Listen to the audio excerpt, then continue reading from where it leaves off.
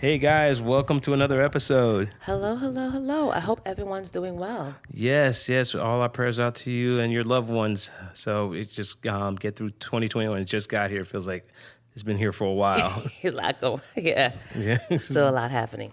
a lot.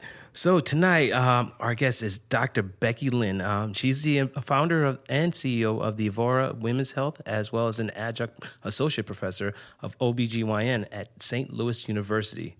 Dr. Lynn's research focuses on the effects of cannabis on sexual function in women. I'm going to be really listening into this. She has published papers in the scientific literature and has presented her research both nationally and internationally, both at the ISSWSH conference in Atlanta and in the International Society for the Study of Sexual Medicine conference in Beijing, China. Dr. Lynn has been featured in numerous podcasts and several articles in the cannabis space. Welcome, Dr. Lynn. Thank you for joining us. Well, thank you for having me. Oh, we are so excited. I am really excited. Yeah. Because I want to learn so much. So, we are starting off our month of February. We're focusing on the love in the Love and Canna. So we're going to have featured guests like Dr. Lynn to talk about sex health, relationships, marriage. So it's going to be a good month of February. So Stay tuned for that. Yes, all about the love. So welcome, Dr. Lynn. So Thanks. What got you into this to study this field in particular? Because this is really interesting. OBGYN, yes, but then the sexual function and things of that nature, how did that all come about?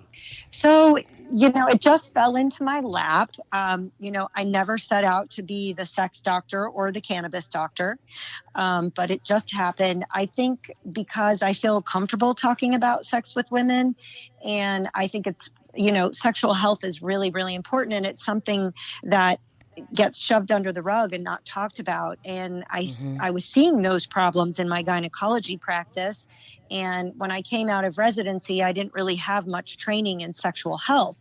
So I sought out that training on my own, and I learned so much and really realized how much I could help women, not just with their sexual function, but their relationships, which, spills over into the family and their overall well-being and happiness. So I just kind of fell into my lap. And I think once my patients realized and my partners realized that's what I was doing, they said, oh, go see Dr. Lynn. You got to go see Dr. Lynn. And even my partners, I had partners who really didn't want to talk about sex or didn't feel comfortable talking about sex, my work partners. And so they would refer their patients to me. And I've just been doing it since then.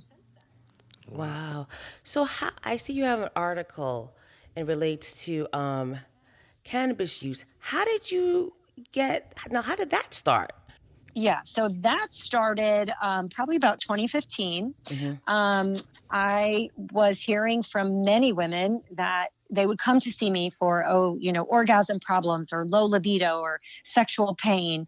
And they would say to me, well, but if I use marijuana, it's all better.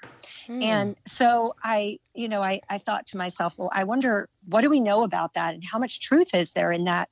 So I went to the medical literature, published studies and journals, and there really is, as you can imagine, not a lot of information about cannabis and sexual function. But if you go to the internet, there's tons of information about how great it is, but you never know what's a reliable source on the internet or what you can believe. So a couple of us at St. Louis University set out to do a questionnaire because in Missouri, recreational marijuana is illegal. And at the time, medical marijuana was illegal also. So it's not like we could give people marijuana and measure their sexual function or see what happened. So the best that we could do was to evaluate women's perceptions, what they thought about the sexual experience when they use marijuana. And so I was part of a big department. There were, many, many patients that came through our offices, and everybody who came into our office got a questionnaire. And we asked women, not everybody answered it, but I can't remember now the exact number, but close to 400 women, 300 and something women answered the questionnaire. And we asked them, do you think it improved? Well, first of all, do you use marijuana? Then do you use marijuana before sex? And then if you answered yes to that, how did it affect your sexual experience? Was it better? Was it worse? How did it affect your desire? Better, worse? And then we asked by how much? How did it affect your orgasm? How did it affect lubrication? How did it affect pain? And what we found was that the majority of women said that the overall sexual experience was improved, their desire was improved, orgasm improved, and their pain was lessened. Not a big difference. It was about half and half for lubrication. And then we also found that women who used marijuana frequently compared to infrequently were more likely to report better orgasms just in their general health, unrelated to marijuana. And that women who used marijuana versus women who didn't were also more likely, it was twice as likely to report good orgasms, better orgasms just in general. So we found some interesting things. It was pretty fascinating, and we published it. And so that's how I got here. Wow, it's an interesting journey. So let me ask you this. When you started the courses themselves and you're studying all this about sexual function, how much were you surprised you did know versus you didn't know? And the same question being applied to cannabis and then putting them together. Yes, that is an excellent question, because I didn't know how much I didn't know until I started to take courses on sexual health. I can remember the first course that I went to. I came home and I was just like, oh my gosh, like there was so much that I realized that I didn't know about women's sexual health. And I was so grateful that I could bring home all this new knowledge that I could use to help people. And since then, I've been very involved with ISWISH, which is the International Society for the Study of Women's Sexual Health. They have courses. I go to the conference every year. I keep up to date on, the newest research and newest recommendations regarding women's sexual health. And it's just fascinating, and we're learning new things every day, because if you compare it to men's sexual health, there's always so much more research and focus on men's sexual health. But I think even in the last, 5-7 years, I've seen the area, the concentration of women's sexual health just grow tremendously. When it comes to cannabis, oh my gosh, there is so much I didn't know. And one thing that I've been doing since I published that paper, we published that one, then we wrote a review on cannabinoids and sexual function in women. And all of this is just available on the internet. You don't have to have a subscription. They're open access journals.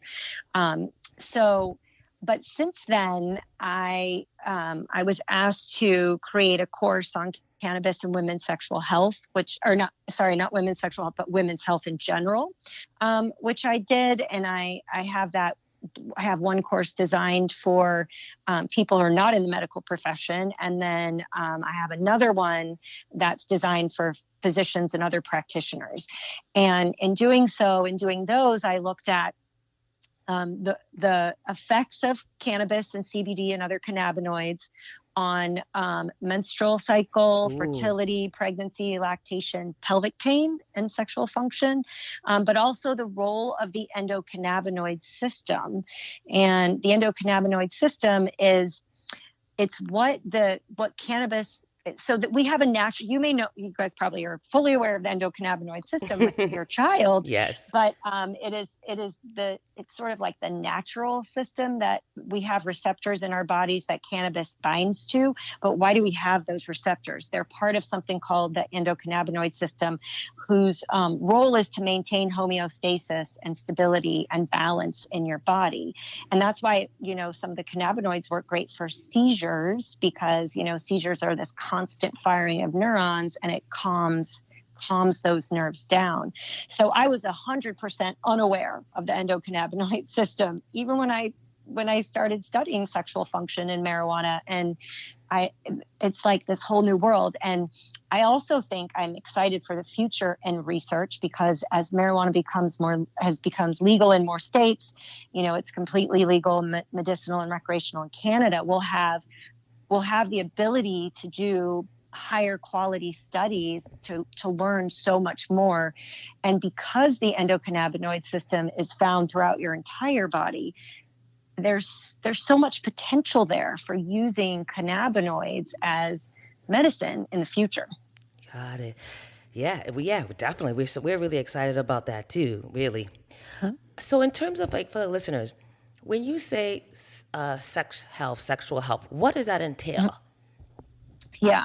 So it can be kind of confusing because I think when people say sexual health, they think STD screening, condoms, contraception. Yeah. And so, that's what comes to mind first. And I guess I shouldn't use that term, but what I really focus on my practice is more like sexual dysfunction. But I never want to tell a woman, well, you have sexual dysfunction, right? It just sounds bad. It's almost like you never want to tell a man he's impotent. You might want to say, well, you have ED. It just sounds better. I don't know if it does as a guy. So if I say I run a sexual dysfunction clinic, who wants to go to that? No one. So nobody wants to own up to that. So, but really, when I say I focus on sexual health, it's really helping women with sexual problems or sexual issues, which are super common and very normal. And I think that a lot of women are embarrassed or they think they're the only ones because everyone around them is talking about how great their sex life is. But the ones whose sex life isn't so great, they're not talking about it. So we sort of think, oh, everybody else is normal and I'm abnormal. But there are a lot of sexual issues that arise that are very common in women. Talking about that, I wanted to ask you a question about libido, particularly mothers after having a baby. Yep. It's like it's a big issue, and it causes problems in relationships. So what are you seeing with that, and how anything have you done for mothers with their sexual health after? Yes. So that is definitely a big deal. I mean, if you think about who you are as a partner, as a woman before having children, you focus on your spouse or your partner, you have children, and now you're somebody's mother. And that is, as it should be, your number one priority. And many women also, not only are they raising children, but they're working full time. And so sex and relationships and, your partner go to the very bottom of the list. Yes. You're exhausted when you get in bed at night. And, a lot of women feel like, I can't give one more ounce of myself, because you're doing so much. And that can definitely cause problems in a relationship. And, what I recommend to women is, you have to nurture your relationship. Don't forget about your partner. And you're not a bad mother if you get a babysitter so you and your partner can go have a date night or do something together, because it's so easy. Your partner's going to be there at the end of the day, so you don't have to worry about that. But then, I believe that couples who don't have sex grow apart. And so what becomes a little problem becomes a big problem. And I've definitely seen couples who haven't had sex in 10 years, and it's a problem.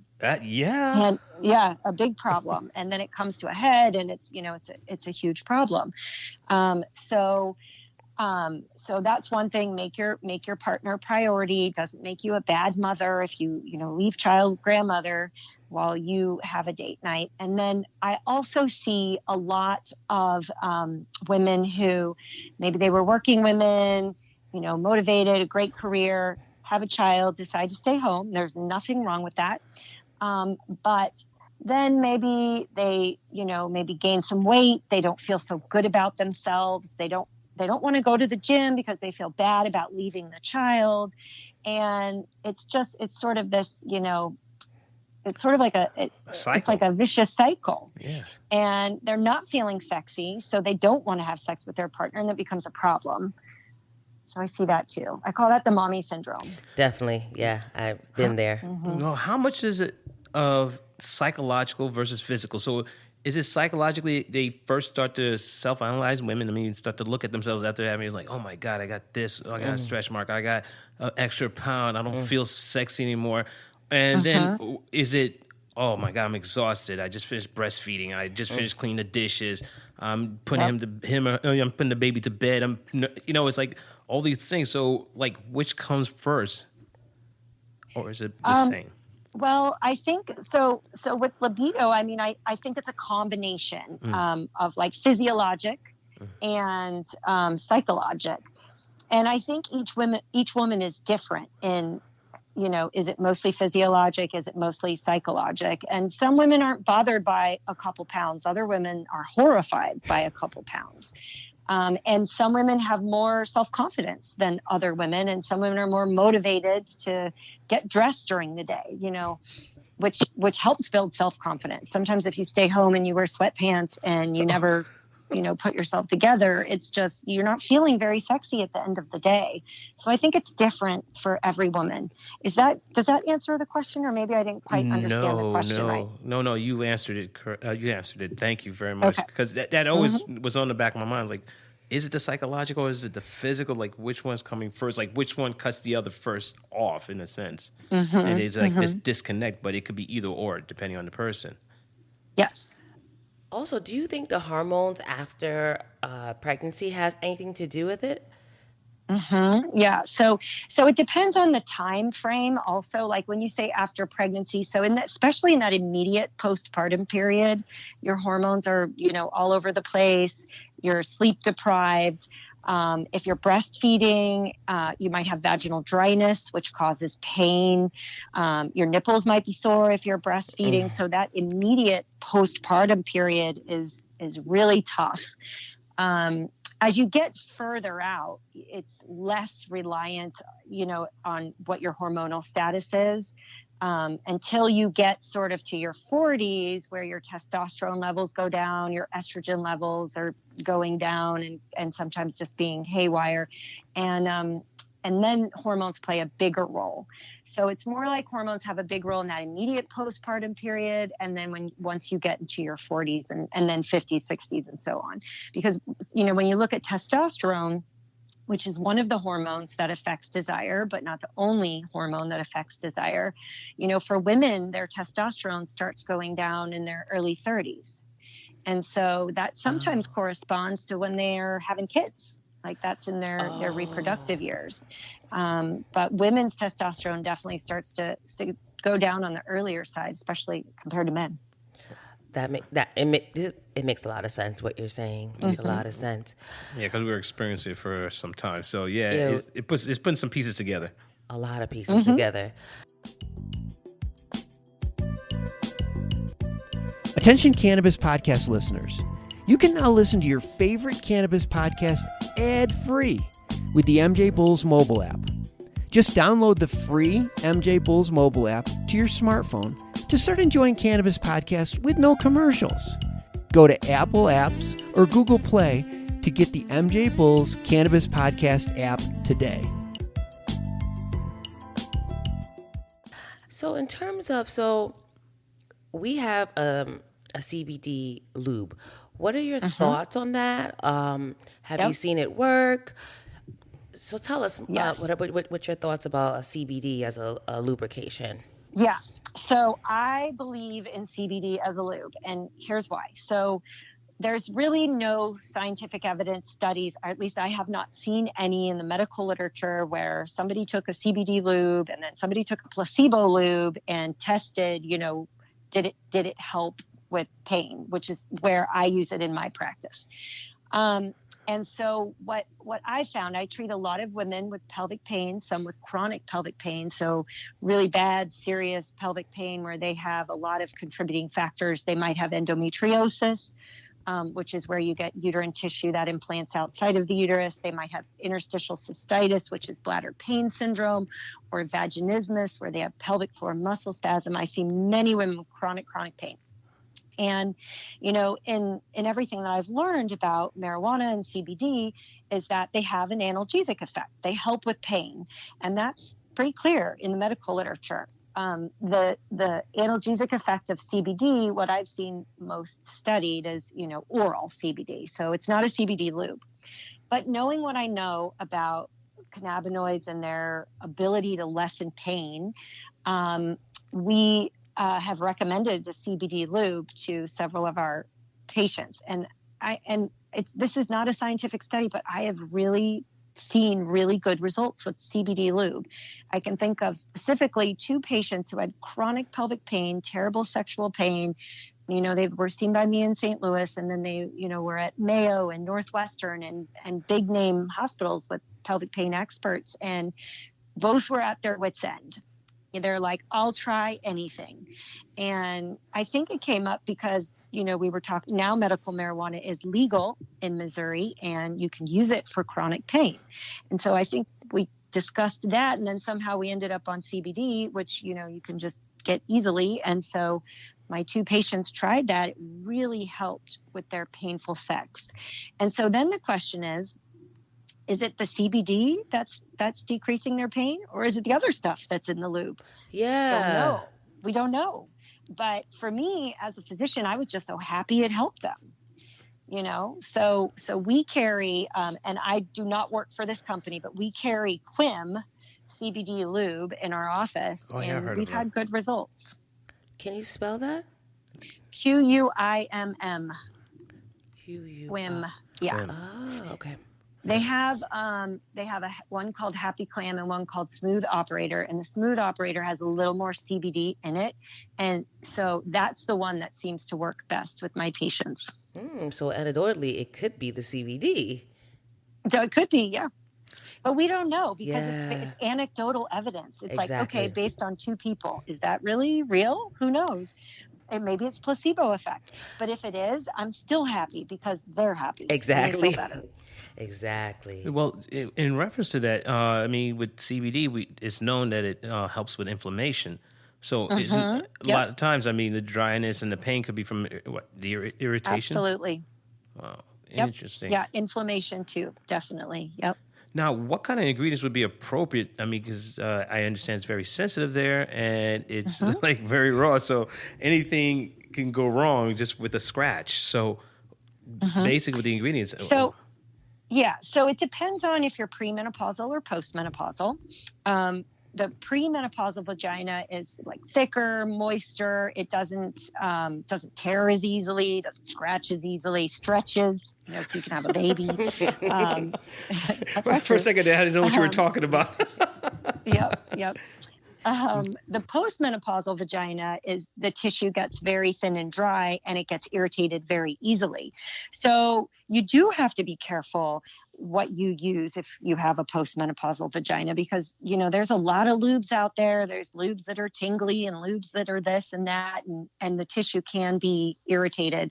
But I will definitely say that in my postmenopausal women with chronic sexual pain like that, or vulvar pain during sex, I'll almost always recommend low dose vaginal hormones, because the low dose vaginal hormones like estrogen restore the elasticity, restore the thickness and the lubrication to the vagina, and make it much less likely to get irritated from anything at all. It's interesting. Yeah. I'm learning so much right now. Now, have you come across a client, it just seems like anything you tried until cannabis, where they were like nothing else, that within your means that you were able to support them, but with the introduction of cannabis and anything else, like I was just thinking about maybe a yoga class for flexibility or some type of, I guess, body movement exercise, like Pilates. So it depends. Yeah, it depends on what they have. And I do recommend yoga for my for all of my patients, actually, but especially for chronic pelvic pain and anybody who has a component of pelvic floor muscle spasm, because yoga can really relax the pelvis, improve flexibility. And many women with chronic pelvic pain also have anxiety. And yoga is the greatest thing since sliced bread for anxiety, because it teaches you to take these big, deep breaths that help calm everything down. So I think yoga is great for everybody, especially women with chronic pelvic pain. And actually, we do now, I just have to say this one little plug. We offer through Evora virtual yoga. Oh. And it's open to anyone. So not just my patients, but anybody can sign up through our website. And it's the fourth Monday of every month. And we have a fantastic instructor, and I'm just really excited about it. Congrats. Definitely signing up. Yeah, that sounds EvoraWomen.com. Now, with the women, do you see them taking tinctures, CBD tinctures, and then engage in sex to then come back and tell you, I was more relaxed, I didn't feel so stressed, I was laid back, I was in the moment? Some, yes. So we do have a couple people, and you have to remember that the people that I'm recommending this to are pain patients. So it's a different population than, hey, let's just relax a little and try some CBD. It's a different population. So yeah, some of our pain patients have tried like a tincture, and it helps them relax. Got it. Mm-hmm. So just to talk about your work as a sex therapy postgraduate training institute. So tell us about your marriage, your sexual counseling for couples. Yeah, that's funny. I thought you were going to ask me about my own marriage. Yeah, I was like, oh wow, we're getting personal. Okay. Well, his name's Patrick. Yeah. He's really cool. And no, I'm just kidding. No, so I the reason that I did this was because once you start treating women for sexual problems, you realize that the relationship is a huge part of that. And I really had no training in how to discuss relationships or communication. And so that's what prompted me to go and get my training in sexual counseling. And I really use those skills in my everyday practice. So I do separate it out, and I do have couples where I just do sexual counseling, and it's, basic counseling. We walk through their issues and come up with plans on how to, fix the issues that they're having. And so I definitely use those skills, but I also use them in my medical practice because it's very hard to separate those two out. So how open are patients when it comes to, when they come in for a visit, how open are patients to talk to you about their sexual health, sexual dysfunction? Yep.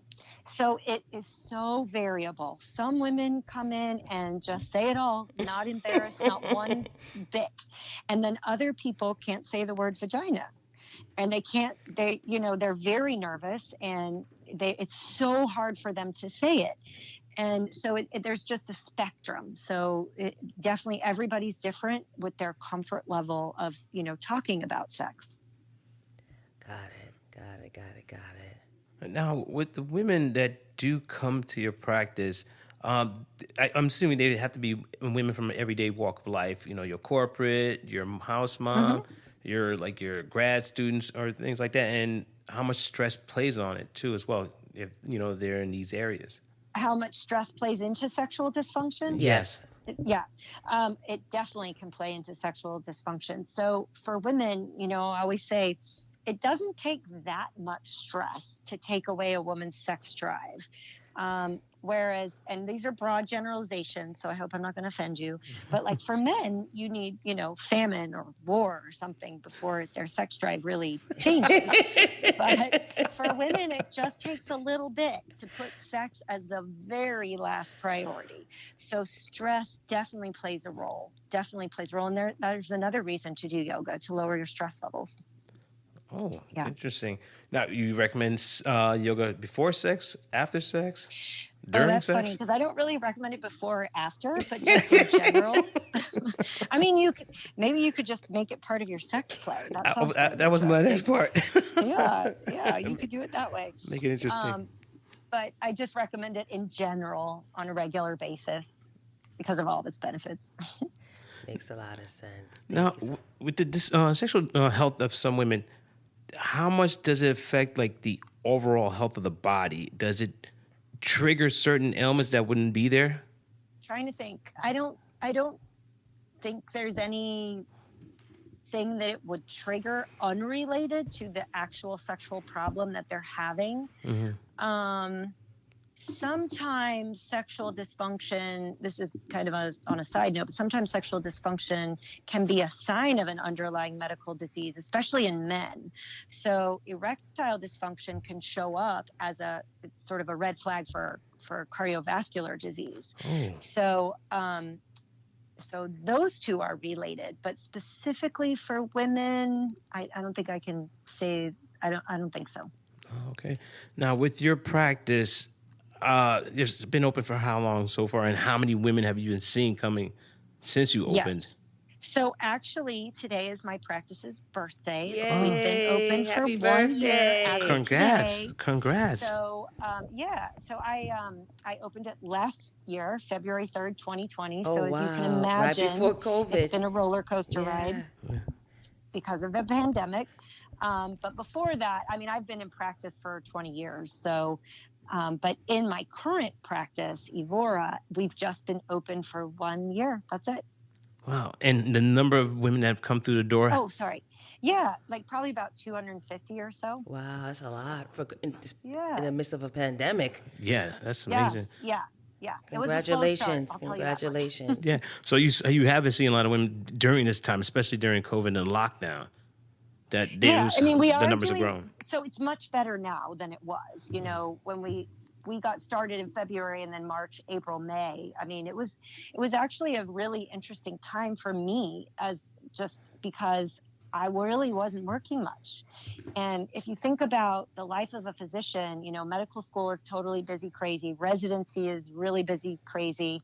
You know, then I spent 20 years full practice and overnight call. I don't do obstetrics anymore, but I did for 20 years. And my life has always been crazy busy. And then I opened a practice and then a pandemic hit. And all of a sudden I was at home, Yes, you know, day in, day out. That's a big change. It was so weird, and I did virtual visits, but for several months it was pretty slow going. But I think we're doing okay now. Oh, congrats again! Congrats. Now, if people wanted the women listeners that we have, if they wanted to reach out to you, how would they contact you?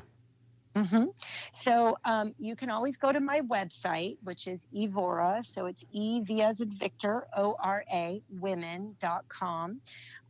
There's a way that says contact us, and it'll send me an email. So if you need to reach out to me that way, you can reach me via email. You can sign up for a newsletter. I'm also on Facebook and Instagram. Evora Women's Health has a page, but also Becky K. Lynn, MD. Has a Facebook page and Instagram, and I have LinkedIn, so I feel like I'm pretty reachable. People can find me. Okay, awesome. And I want to thank you so much for advocating and doing the research. Yes, thank you. You're welcome. And being I've enjoyed it. Physicians who's advocating out there for medical cannabis use. We really appreciate it because it's just about getting the word out. Yeah. Yes. Educating, because I mean, I've learned a lot, and it kind of also helped me look at the big picture because there was so much going on, especially in our personal life. So I understand now, because it was hard. It was hard. A lot of times I'm like, it's in her head, but I'm not in there, so I have no idea what's going on. Right. Oh, well, thank you again. Well, I'm glad it's worked for you. That's amazing, an amazing story. We appreciate it. Thank you again, Dr. Lynn. Now, if we want to have you back on, I mean, will you be available for us? Yes. Awesome. I like talking. Good. Oh, well, are you going to be doing any webinars? Are you going to be doing any events that people can tune in?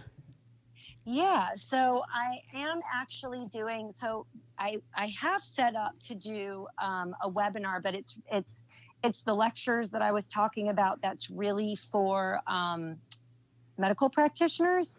I don't have anything scheduled yet for people who aren't in the medical profession, but I'm sure I will be doing that. So if you follow me on Facebook and Instagram, I always post when I'm doing lectures, webinars, anything like that. Yes. Awesome. Thank you again for joining us. We really appreciate it. Sure. All right. Thank you. Good night.